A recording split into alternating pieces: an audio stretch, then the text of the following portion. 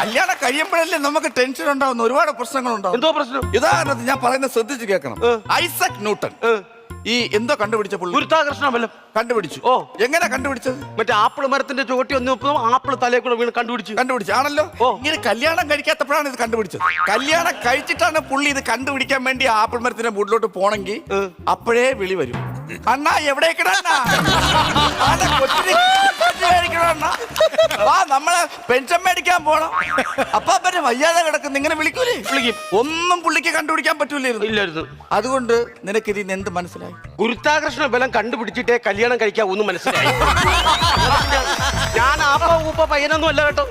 എന്തിനാണോ എന്തോ നാട്ടുകാർക്ക് സദ്യ കൊടുക്കാൻ വേണ്ടി വെറുതെ ഞാൻ ആപ്പ ഊപ്പ പയ്യനൊന്നും അല്ല. ഞാൻ ബാംഗ്ലൂർ സോഫ്റ്റ്വെയർ എഞ്ചിനീയർ ആണ്. എന്റെ ഫ്രണ്ടിൽ 8 കമ്പ്യൂട്ടർ നിരത്തി വെച്ചിട്ടാണ് ഞാൻ വർക്ക് ചെയ്യുന്നത്. എനിക്ക് ഓരോ മണിക്കൂറിലും 1 ലക്ഷം രൂപ സാലറി ഉണ്ട്, അറിയോ?